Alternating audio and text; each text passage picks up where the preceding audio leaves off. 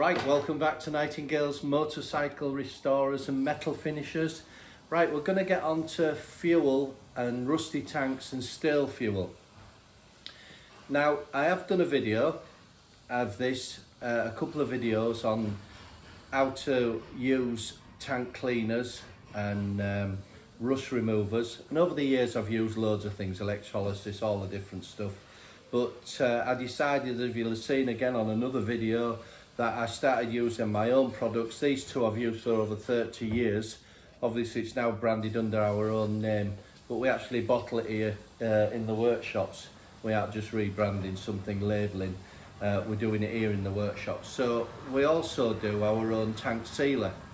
But tank sealers are the worst nightmares. I always try and get away from that. So the last resort of tank sealers. So what we'll do is we'll just talk about steel fuel looking like rust and recognising it, and tell you what you can buy separately, because not everybody wants the full kit. So you may just be recommissioning a bike, or we brought it out after winter again. And another question I get asked all the time is do I keep the tank full, half full? Do I drain it out? Well, it's a grey area really, because the problem is with the products in new petrol especially, is that you can't really win, because we all do the same thing. If you drained your tank out, you're not draining your car. If you only got a single carburetor, it's not such a big deal, but if you're on banks of 4 or 6s or down to fuel injection, you're never going to get it out. You probably, if it was a 6, you'd get half of it out and half would be in. So your smaller jets would probably block up anyway, like your pilot jets. But I think the answer is that you should just try and keep them running. It's like when a bike comes in after it's been on the side stand all winter and you get a ledge and it looks like thick rust. This is the thing I'm getting on about. Last week I had 2 tanks in which they said were rusty. We put the camera down it and it wasn't rust, it was steel fuel. So the best way of recognising it, I think, is just to think of it like brown sugar, where you boiled it, you know, like a syrup, and it's clagged to the side. And it's so easy to think that it is rust. I mean, we put cameras down tanks if you're locally.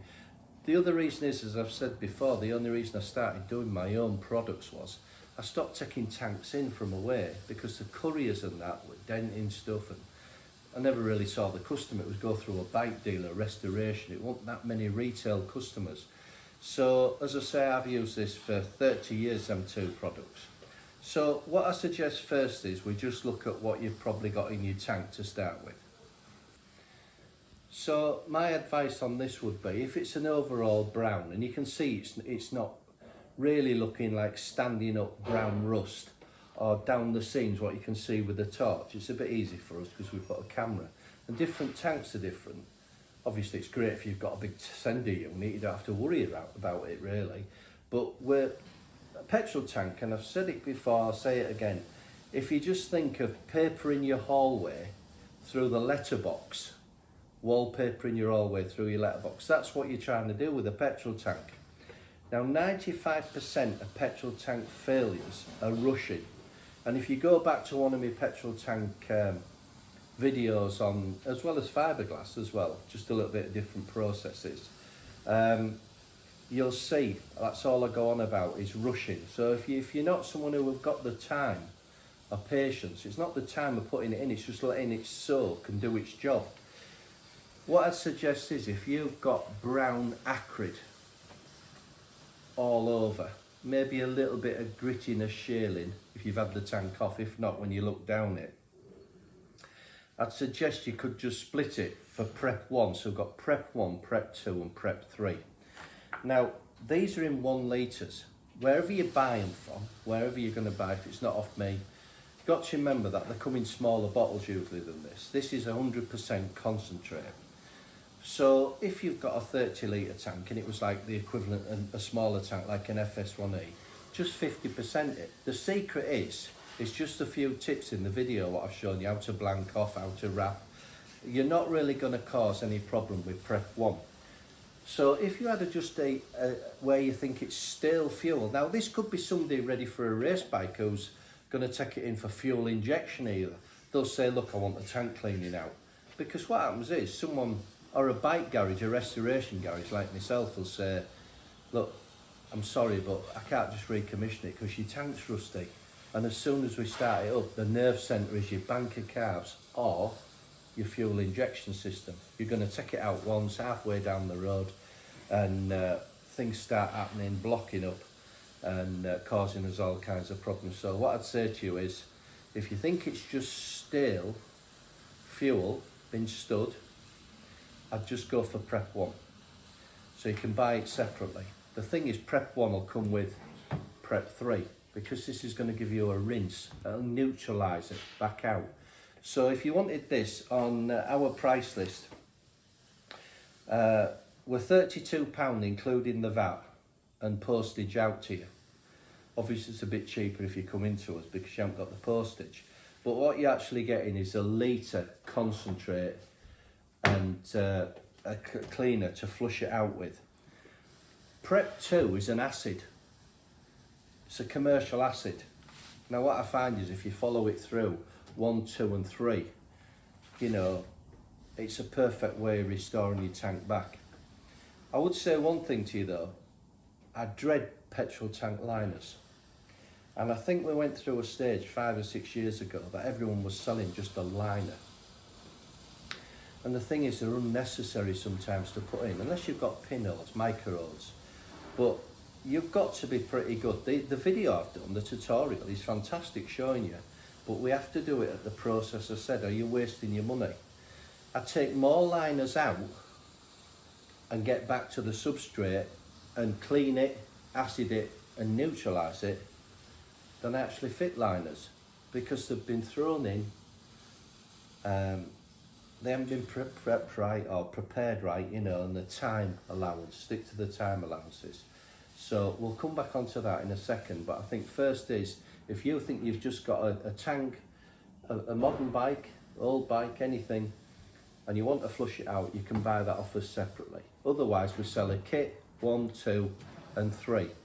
Now you're not wasting your money, because if you are going to put a tank liner in it, the next thing is a tank liner to buy off us or anywhere, but ours is a 2-part. So you've got the resin and the catalyst to mix together. Again, less is better. Less is better. People tend to put too much in, as the videos show you. So I'll tell you a bit about that.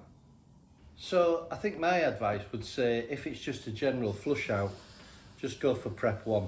That's all you need to do.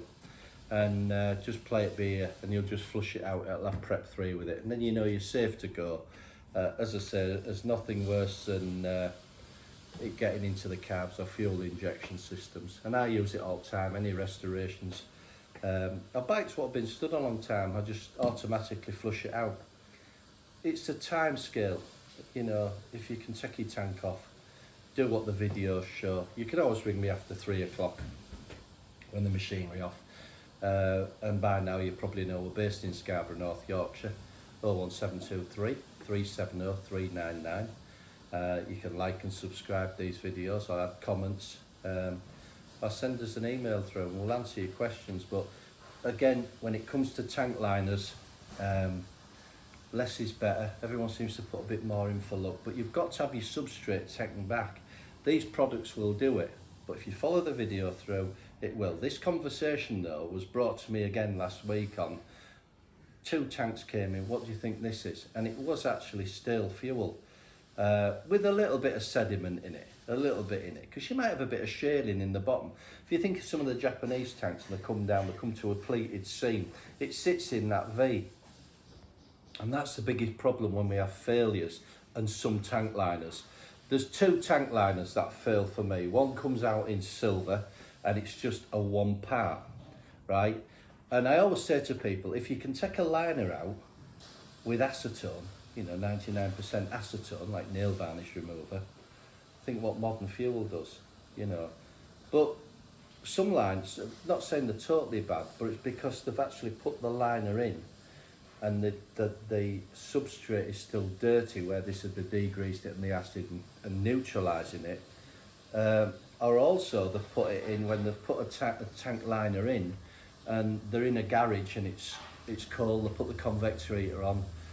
The tips I've given you with warming these up, so when you put it to the substrate, you inside of your tank, you don't get a substrate shock where it doesn't sit on it right.